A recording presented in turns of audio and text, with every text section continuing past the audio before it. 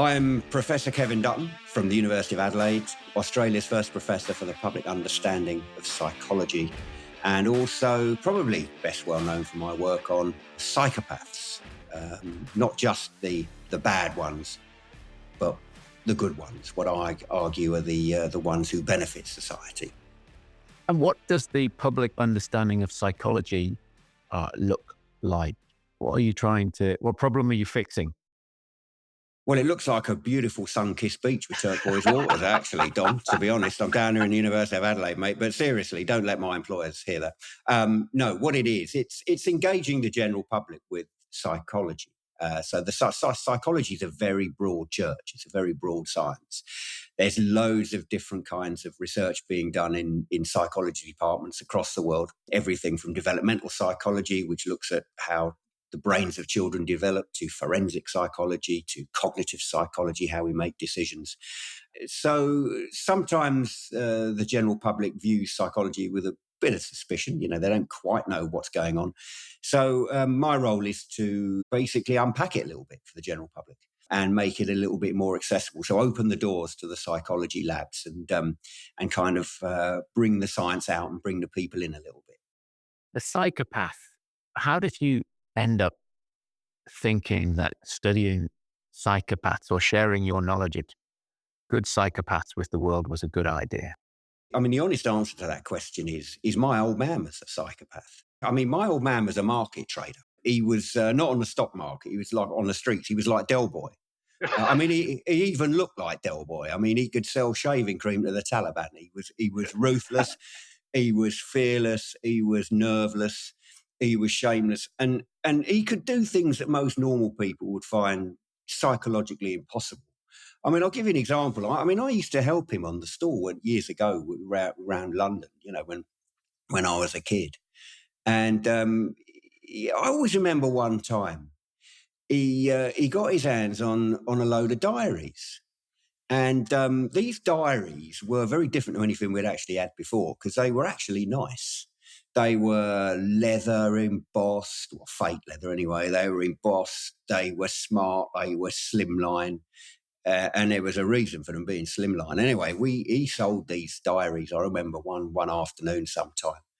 And they literally flew off the store. It was like curry to a pisshead. About 300 of them just went off the store in no time. And when we got back to the flat later on, remember, I'm only a young kid at the time, I remember saying to him, "Dad, them diaries were nice. So they were lovely. They were very thin." And he said, "Yeah, there was a reason for that, Kev." And I said, "Well, what's that then, Dad?" He said, "April was missing." And I said, "Do you what?" And he gets one out of the drawer, Dom, and seriously, he opened it up January, February, March, May. And I said to him, "Dad, we just sold, I don't know, 200-300 of these things. What are we going to do?" And he said, "I'll never forget it, Dom." He said, "Nothing for now, son, but come the end of March, make sure you pack your swimming trunks. We're off to Torremolinos for 6 months." I mean, that was the kind of thing he would do without batting an eye, mate. And he was literally like Del Boy. And many years later, I think when I got into psychology, I think at the back of it all, there was always a kind of a nod to my old man. I was trying to work out who he was. He was a brilliant salesman. He was brilliant with people. He wasn't a violent man, but you don't necessarily need to be violent to be a psychopath.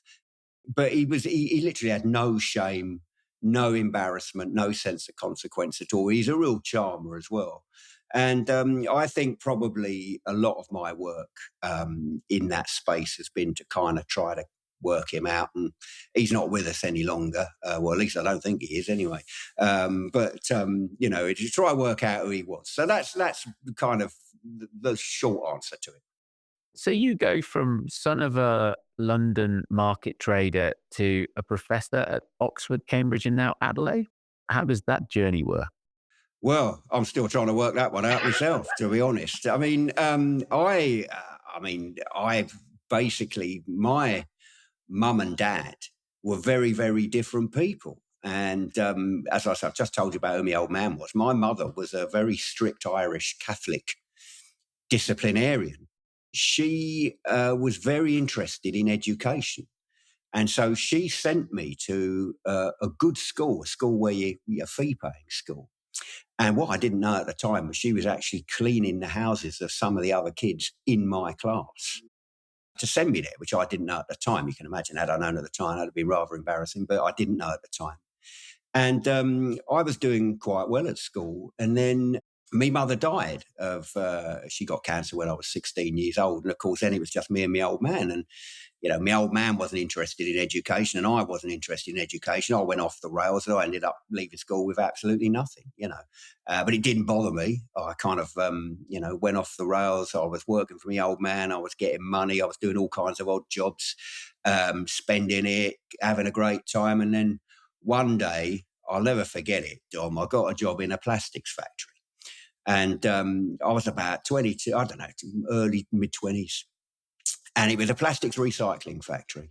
I'll tell you the quick story because it is quite funny. My job, it was basically, there was a load of geezers behind me, a whole production line of geezers who were chopping up bits of plastic pipe on these big light tables. And then that was being brought forward to me. And I was feeding it into like a letterbox machine. It's 2 steps up, put the plastic in, and there was a big blade that was whirring inside in it, chopping it up into smaller pieces, which was then funneled out into a big industrial size bag, which was then taken away for recycling. So that was my job for the rest of my life. Used to get paid at the end of the week. There were people in there who basically had been there for 20, 25 years. They were spending all the money down the pub. They were on the piss. They were turning up hungover the next day.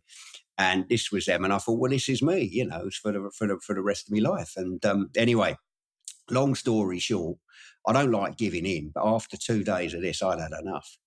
And I thought to myself, blimey, what am I going to do here? So I always remember back in the day, you remember Walkmans. You remember Sony Walkmans? Yeah. Do you remember them, like in the day before you get all this newfangled stuff? I got a Sony Walkman and I thought, I've got to relieve the boredom. Because all I was in a corner, stepping up, 1, 2, putting the plastic in, stepping down, 1, 2. That was it for 8 hours a day.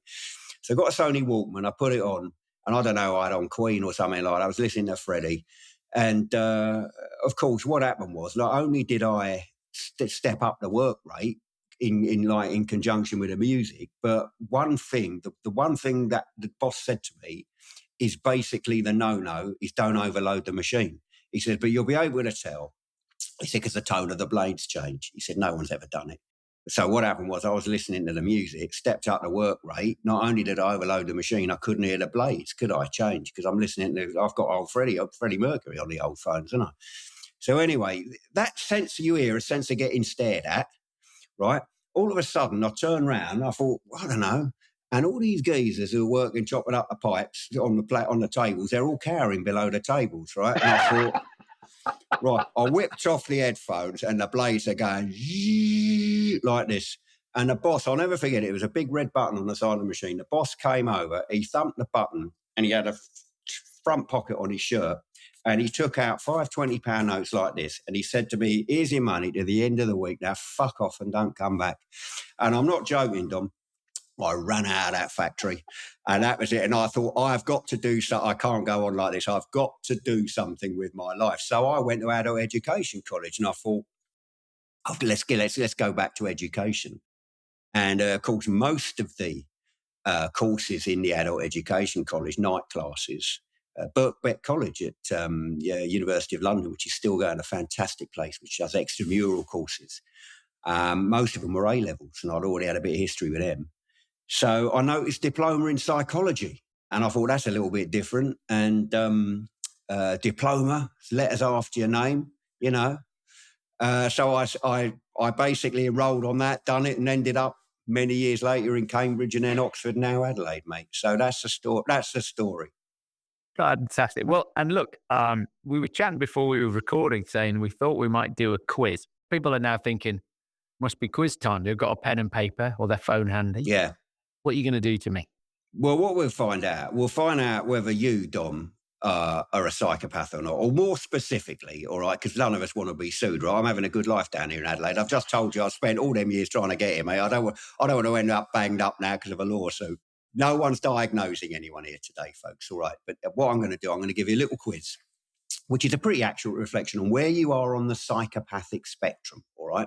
Now, before we do the quiz, Dom, I think probably what's a good idea is if I explain a little bit about what a psychopath actually is, because a lot of people have the wrong idea of psychopaths. I mean, it's true, isn't it? Whenever we hear the word, we instantly think of, on the silver screen, Hannibal Lecter, and in real life, serial killers like Ted Bundy and, Jeffrey Dahmer, Dennis Nilsen, all those kinds of people. Well, actually, when psychologists like myself talk about psychopaths, we're in fact referring to a distinct subset of individuals with a specific constellation of personality characteristics, such as ruthlessness, fearlessness, mental toughness, self-confidence, coolness under pressure, emotional detachment, focus, charm, charisma, and of course those kind of trademark deficits in conscience and empathy that you hear so much about. Now, here's where it gets interesting.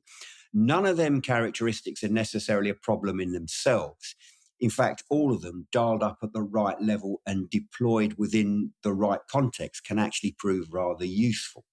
Okay, the key lies in context and level, and this is the crux of my theory. So imagine a personality mixing desk, right, upon which the qualities that I've just outlined for you comprise the kind of hodgepodge of knobs and sliders. So you've got ruthlessness, you can dial it up, fearlessness, focus, mental toughness, you can dial them all up and down, right? If you think about that personality mixing desk like that, you arrive at two conclusions.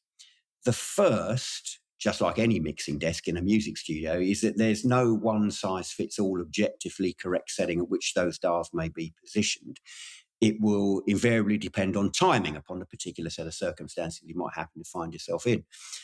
Now, the second, and this is where it gets interesting, is, especially for the nature of your podcast, is that there exist certain jobs or professions by which their very nature, some of those dials need to be turned up a little bit higher than average, demand what we might call some precision engineered psychopathy. So, for example, imagine that you have got the skill set to be a top surgeon, but that you lack the ability to emotionally disengage from the person you're operating on, right? You're not going to cut it, are you? Well, quite literally, you're not going to cut it, right? Imagine you've got the skill set to be a top lawyer, barrister, QC, but that you lack that almost pathological self-confidence to be the center of attention in the middle of a packed courtroom. Again, it ain't going to work, is it?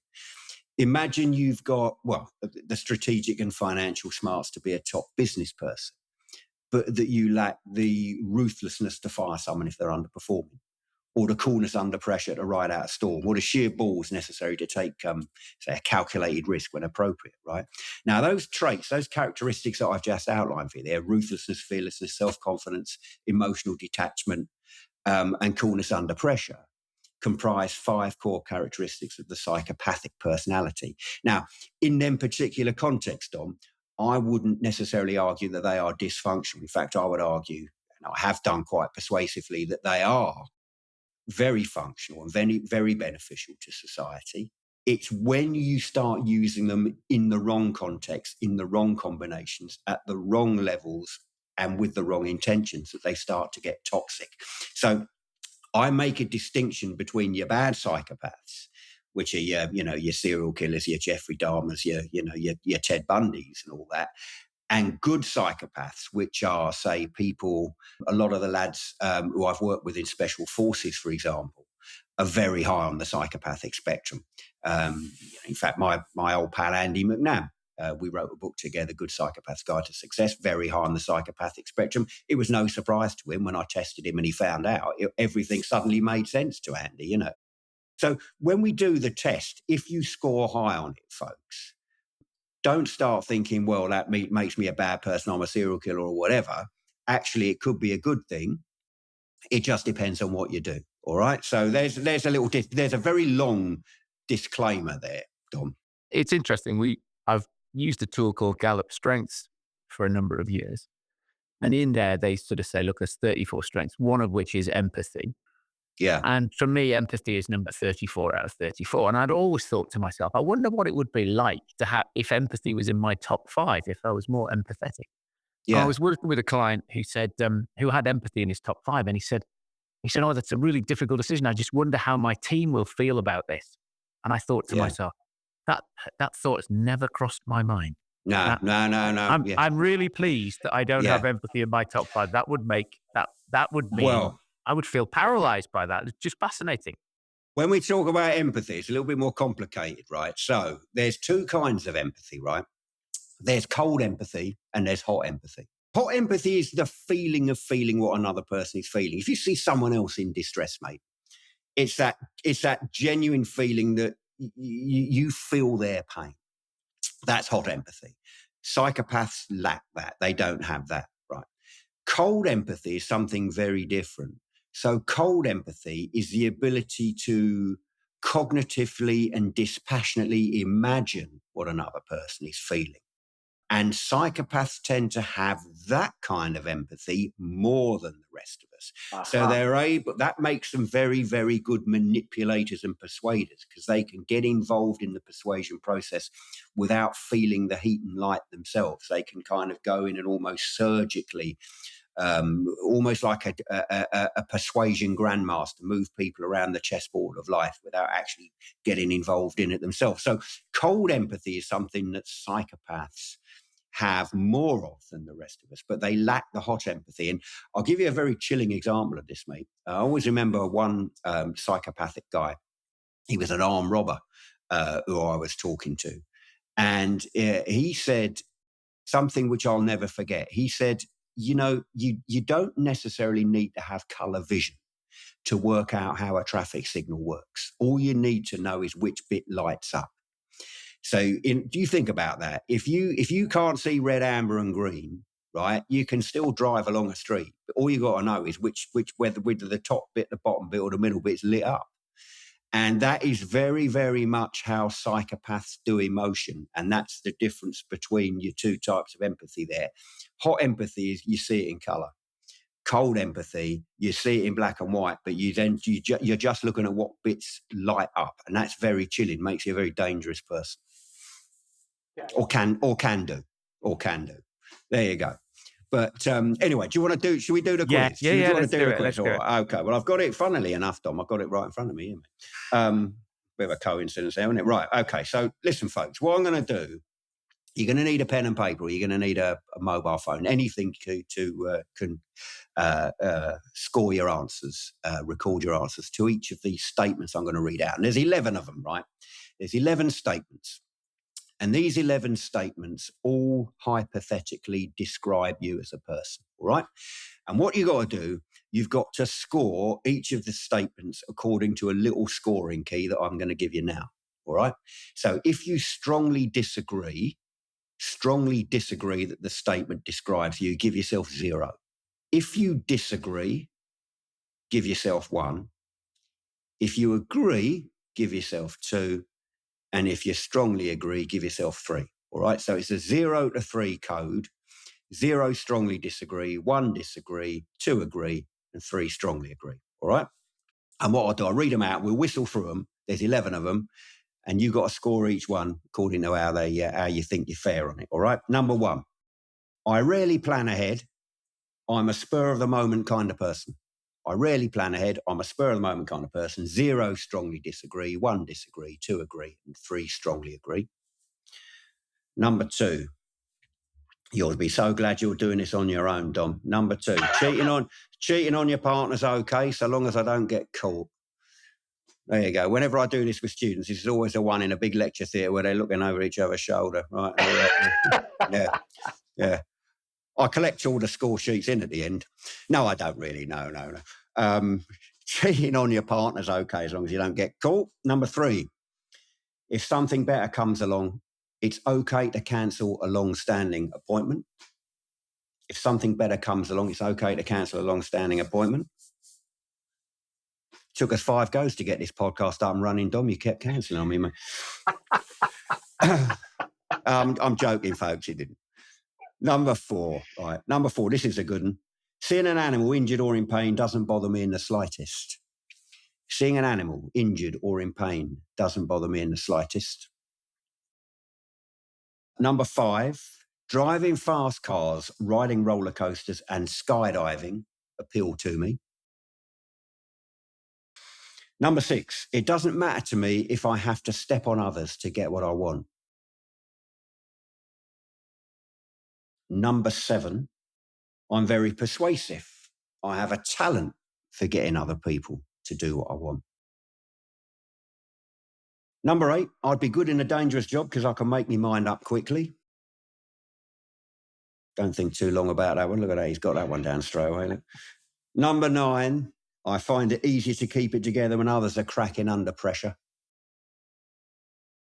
Number 10, if you're able to con someone, hey, that's their problem. They deserve it. And number 11, most of the time when things go wrong, it's somebody else's fault, not mine. Right. So, Dom, what you should have, folks at home. Whatever the score is, I decided I didn't like myself as I went through that. Is that right? Oh, right. Okay. Right. Let's have a tot up your number. Right. Now, don't tell me what it is. What I'll do is I will go through the scoring key and we'll have a look at the bands. You know what you said? It's funny what you said there, that as you were doing it, you didn't like yourself. You know, I get a lot of emails from people and they say, Professor Dutton, I'm really worried I might be a psychopath. And I instantly think, well, you ain't a psychopath, are you? Because you wouldn't worry about it. I mean, it's honestly serious. I mean, psychopaths, they shoot themselves in the foot, some people. Psychopaths don't have worry, don't have anxiety. So if you're worried you're a psychopath, you ain't. If you don't like yourself too much, that's probably a good thing here, actually, Dom. So anyway, what I'll do, I'll read the bands out, the scoring bands, and then we'll see what you got. Right, folks at home, if you scored 0 to 11, you are low on the psychopathic spectrum. If you scored 12 to 17, you are below average. 18 to 22, you are average. 23 to 28, you are high. And 29 to 33, maximum score is 33, obviously, you are very high on the psychopathic spectrum. Right then, Dom, come on, mate, hit me with it. Knock yourself out. I got 17, which is below average. No, 17? I'm disappointed. 17. Well, not only do you not like yourself, you're now disappointed in yourself as well, mate. A lot of people, if they score 0 to 11, you can get the sense of relief that they've never been so happy to do badly on a test. But 17, you know what? It's not a bad score. I always think about these scores on this as a little bit like temperature, right? So obviously 33, 30 plus, and I'm talking here, I'm down in Australia at the moment where it was 38 degrees today, right? 30 plus, you're going to get badly burned, right? Okay, 10, a bit chilly, you want to turn it up a bit. 20's nice room temperature. 17, possibly do with turning the thermostat up a bit, mate. But not too bad at all. It's interesting because some of them were, the animals in pain. Yeah. Doesn't bother me at all. I fucking hate roller coasters. Yeah. Well, there you go. So what you just said there is really interesting because you've just said you don't have that hot empathy. So what that and seeing animals injured and in pain is doing, it's tapping into that kind of hot empathy factor. So if you're high in hot empathy, you're really going to kind of, not want to see animals in pain. The roller coaster thing is what you tend to get with people who are on the psychopathic spectrum is like a physical fearlessness factor. So that kind of thing doesn't bother them. A good way of looking at this, Dom, is if you think, let's take an analogy, mate. Let's take a metaphor. Let's take like athletics and the decathlon, right? So the decathlon, remember old Daley Thompson back in the 80s, the decathlon was, or is, a series of 10 events. And you've got to be a good all-rounder to be a good decathlete, okay? So you've got 100 meters, you've got the shot put, you've got the long jump, you've got all those things, right? So when you're looking at kind of measuring psychopathy or the psychopathic personality, if we go back to that mixing desk style analogy that we started off with, the psychopathic personality has 8 different sub-personality styles within it. You've got your ruthlessness, you've got your persuasiveness, you've got your fearlessness, you've got your lack of empathy, all those things we were talking about on the personality mixing desk. Mm-hmm. Let's switch analogies and say, let's say those kinds of sub-personalities are like almost like a psychological decathlon. They're your events, right? Your kind of pure psychopaths are brilliant at all of them. right? So you've got people who are physically absolutely fearless, who have got literally no empathy at all, who are totally ruthless. These are people who are like you're almost like your Olympic level psychopaths, not to be too flippant. But, most of us are going to be pretty good on some events, but we're going to have pretty bad ones as well. So that's kind of describing what you're talking about there. So in your hot empathy event, like you're a world record holder, right? But when it comes to the roller coaster event, the physical fearless, well, maybe a bit more training might be in order for that Yeah. one, mate. Can you train or coach these? Yeah, you can. That's what the book I wrote with Andy McNabb. That's the Good Psychopath's Guide to Success. So that's what that book's all about.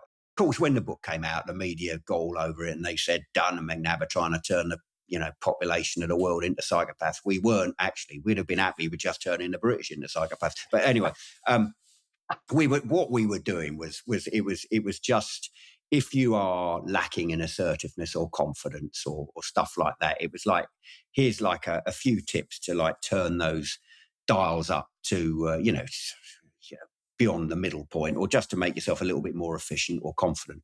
It's like when people say they'd rather be dead than do public speaking.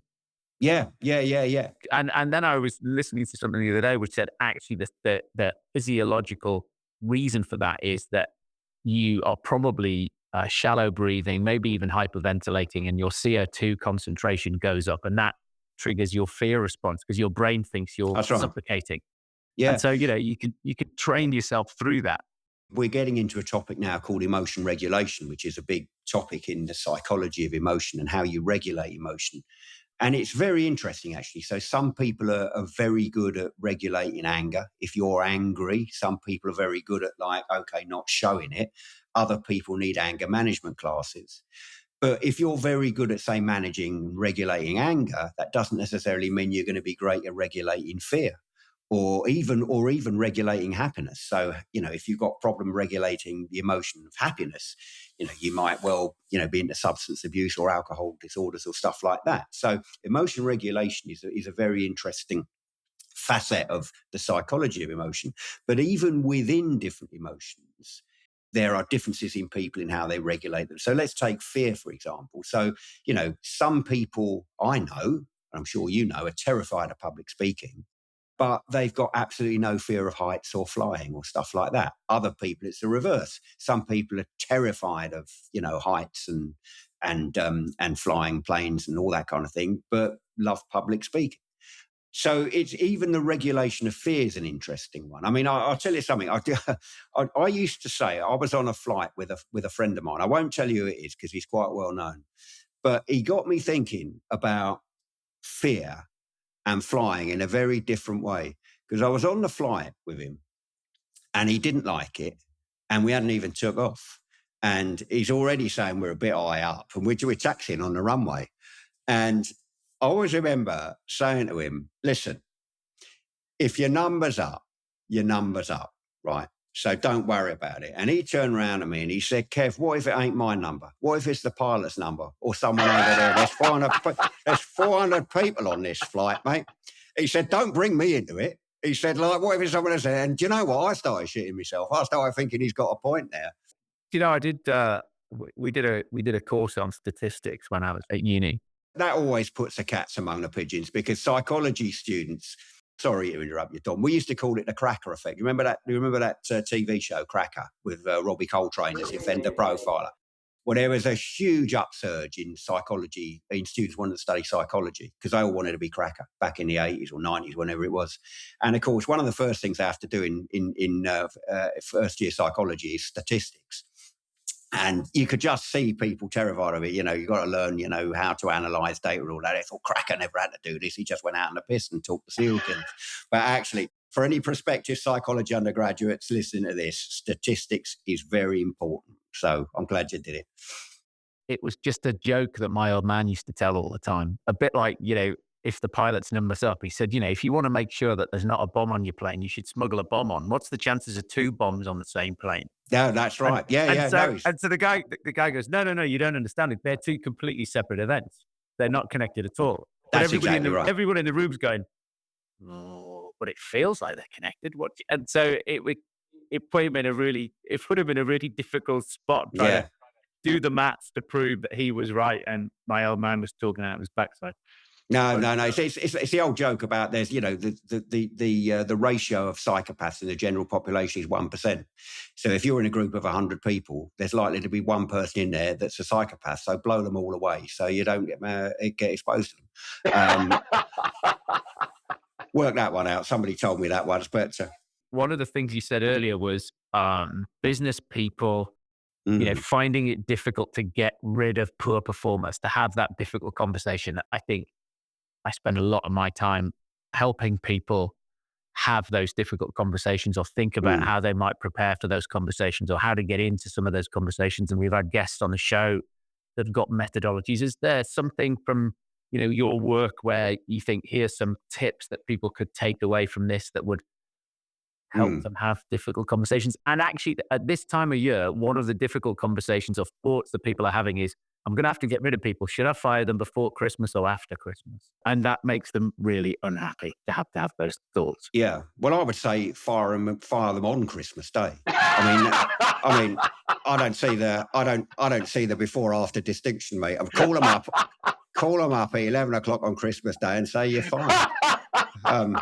Simple as that, mate. No. All joking aside, Dom. The Psychopath's Yes, Guide to Firing at Christmas. that's right. Yeah.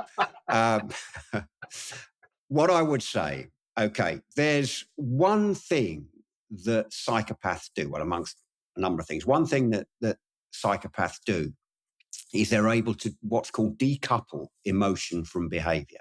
Okay. So there was a famous study done a few years ago, right, which looked at we've all been on holiday, right? You go on holiday, you go to the sea, or there's a swimming pool. And there's two kinds of people in the world, right?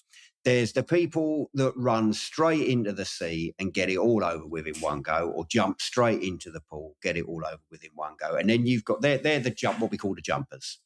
And then you've got what we call the splashers, the people that take about 20 minutes to get in the sea. They put their toe in, they up to their knees, and and they're shrieking and they're screaming. And then finally they get in 20 minutes later, and it's the same in the swimming pool. Well, there was a study done a few years ago which looked at which group of people experience the most pain.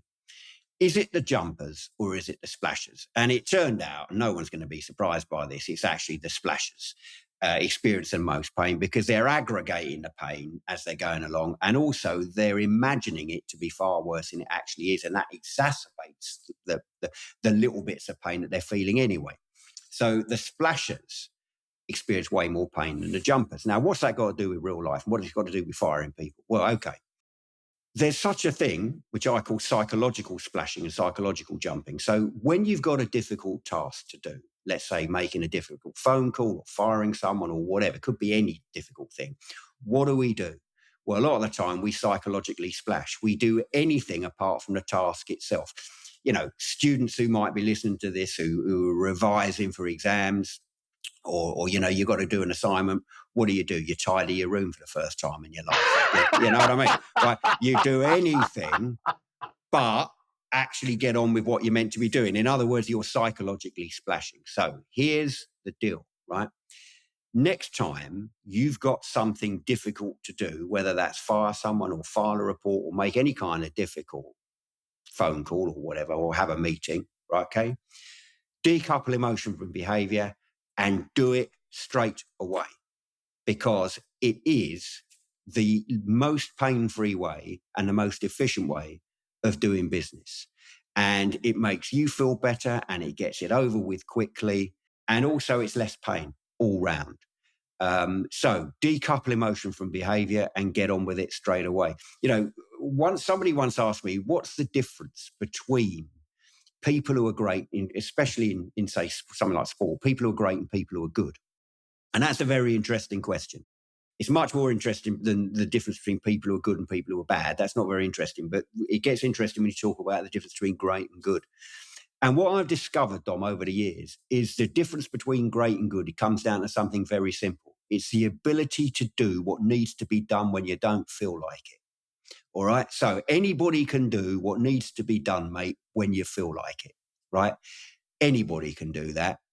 But where the big difference starts coming in, the difference between great and good is the people who can get it done when they don't necessarily feel like doing it. And so there's a couple of tips for you. If you need to fire someone, get it done early. And I'll tell you something now from loads of people in business that I've talked to. One guy put it very, very succinctly. He said, you know what? I've never in my experience, in my entire career, ever had a situation where I thought, I wished I'd waited another 6 months to fire that person, right? It never gets better, mate. All right. So if you've got to fire someone, fire them. Very good. Let's dive into some quick fire questions for you then. What drives you every day? Me missus drives me, mate. We got a nice car. No. What drives me every day? Literally, I'm writing a new book at the moment, and I do love the idea of communicating ideas. I've always been an ideas person. I love communicating. That's what drives me. I'm also actually engaged in a challenge next year, so that's driving me at the moment. So I'll tell you very briefly about it. I know it's a quick fire question, but I'll tell you very briefly. So a mate of mine a few years ago done Land's End to John O'Groats. He'd done it for a charity and I sponsored him. And I don't know why. It was a bit of a pub chat that got out of hand. I thought, I wonder what, Land's End, we all think it's the southernmost point of the UK. Is it really? So I had a look, and it turned out the southernmost point of the British Isles is a group of islands called Le Minquiere, which is south of Jersey and about 10k off the coast of France. Yeah. So I thought, blimey, what's the northernmost point? So you go from John O'Groats, you go through the Orkneys, you go through the Shetlands, and there's a lump of rock about 200 metres across called Outstack, and it's halfway to Norway. So I thought, wow, that's the northernmost part. Who's done the true south north? Forget Land's End of John O'Groats. Who's done Le Minquiere to Outstack? No one. No one's even thought of it. So we're doing it in April, mate. So we're rowing across the channel, right, from Le Minquiere to Poole. We're cycling from Poole up to John O'Groats. We're getting back in the ocean rowing boat. We're rowing up through the North Sea, the Orkneys, the Shetlands. We're going to do an amphibious landing on this lump of rock. So anyway, I've been training for that at the moment, mate. I've been training for a year and a half. So that's what's driving me at the moment. But writing the new book and communicating. There you go. Very long answer to a short fire question. My next question was going to be, what's your genius? But you've already said that's communicating ideas. What isn't my genius, mate? What isn't? Modesty, probably. Yeah. What unpopular opinion do you hold? What unpopular opinion do I hold? Well, probably psychopaths are good, or psychopaths can be good. And it's really interesting, actually, just to touch on that. When Wisdom of Psychopaths first come out, it was very controversial. People didn't like it. And eventually I started winning the argument when I made the point, and I turned it around on people and I said, listen, if you talk about psychopaths as being like a clinical condition, you wouldn't stereotype other clinical conditions like autism or depression or anxiety or anything like that as all these people are bad. So what you're doing when you talk about, psychopaths as all being bad, you're stereotyping people. And, I've done a lot of work I did something called the Great British Psychopath Survey a few years ago, where I found out what the, most psychopathic British professions were. CEOs came out as number one, by the way. It was probably not surprising. But you had people like surgeons, people in the advertising profession, all up there. So, if you're saying all psychopaths are bad, then, the cardiothoracic surgeon that's operating on your 3-year-old kid and saving their lives, or removing a brain tumour from your other half, most of those people are high on the psychopathic spectrum, most of those surgeons. So, if you're stereotyping them, what are you doing? What's the most significant risk you've taken? Coming down to Adelaide here was a bit of a risk, to be honest. That's the first one. Do you know what? It's a tricky one, that for me, Dom, because we're going back to the decathlon metaphor of psychopathy. One of my strong events is fearlessness. Yeah. So other people might see it as risky. You don't see the risk in it. Yeah, so, that's right. Okay, so that's why I struggled a bit with that one. So fearlessness is something which I've never quite got fear, to be honest. So risk is like a funny one for me. And what do you score on on how many points do you score on your own survey? Is that the time, mate? Right, listen, you're breaking up there, Dom. You're breaking up. I didn't quite catch. No, I'm actually quite high on it, mate. So I'm quite high on the spectrum. I'll tell you something though. What stops me from getting on the medal podium of psychopathy, we talk, not being flippant, but we talked about it earlier, is the fact that I have a conscience. So when we're going back to the firing people, I've got no problem being ruthless and tough, but it's got to be fair. So I would never deliberately stick the knife into anybody. I would never deliberately belittle someone, or I would never deliberately kind of, steal ideas or that kind of thing. But I can be very competitive, and I can be ruthless. So, which is why I'm, when we're talking about the firing thing, I said, if you're going to do it, do it. So they're kind of my strong events in the psychopathy decathlon. But what stops me from being too high is the fact that I wouldn't stick the knife into someone or do something that I considered unfair, mate. Okay. What's the most recent thing you've learned or recent skill you've acquired? Actually, it's to do with, I was telling you about the challenge which I'm doing, the South North thing. The most recent skill I've acquired is actually tying knots, which is actually a really good thing to learn. It's very good. I mean, one of my real weak points is practical ability. I mean, I am the least technological. I mean, it's amazing. I'm on here now. I mean, if you hadn't sent me that link and basically told me just click on this, I would never have been here. So technological ability, practical ability is something I'm very, very weak on. But I've recently learned how to tie 3 different kinds of rather complicated knot. And God, folks, you never thought it was going to be this interesting, did you? Right? Next time, if ever I'm invited back on, Dom, I'll get me rope, mate, and give me enough of it. I'll hang myself, and I'll show you how to tie a knot. What's the biggest myth in business, do you reckon? I think the nice guy. Now, seems like kind of controversial, depending on my theory, that nice guys always finish last. I don't think that's necessarily true.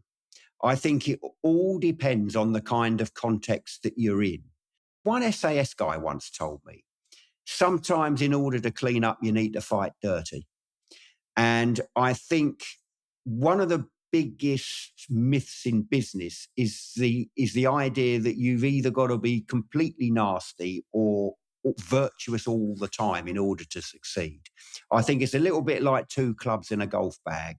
You need to bring them out on the right occasions and they need to work together. So okay. I think one of the biggest myths is nice guys always finish last. I don't think that's always the case. But I also know that actually you've got to be pretty ruthless at times to get into a position where you do good things, if that makes sense. Sure. And so you've got 2 books, The Wisdom of Psychopaths and Good Psychopath's Guide to Success. What other books do you think people should pick up and read, or something you've read recently you thought was really good? I know this sounds very, very nepotistic, but there is a book by a lady called Elaine Fox. And that book is called Switchcraft. Very nice title. And Switchcraft, people used to think, until she wrote it, that grit and determination were essential to success. But Elaine Fox turned that kind of thing on its head a little bit and said, well, look, grit and determination can be good things in the right context. But actually, if you're going down the wrong road and you're determined to keep going on it, they can sometimes be bad things and work detrimentally against your success. So the idea of switchcraft brings in this psychological concept called cognitive flexibility. And that is that grit and determination can be good, but the ability to be cognitively flexible and be able to switch between different principles of decision-making and organization and success and motivation, depending on the circumstances, is one of the absolute cornerstones for success. So I really enjoyed that book. And Elaine Fox is a brilliant writer, a brilliant woman, and she's also my missus.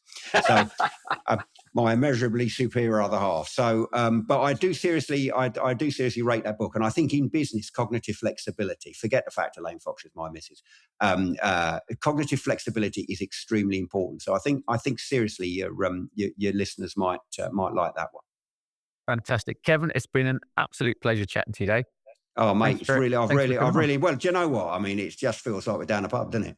I mean, it's been fantastic, Dom. It really has. And I've thoroughly enjoyed that. I really did, mate. Listen, as I said, if ever you're down here, drop me a line. Or if I'm back in the UK, I'll come back. Funnily enough, I'm back in March because we're doing the challenge in April. So if you're down in the New Forest, we're not a million miles away from you down there. So you'll be getting off your boat just 45 minutes away. We'll be getting off in Poole, mate. So just round the corner. All right, mate, I'll give you a ring. All right, brilliant. Cheers.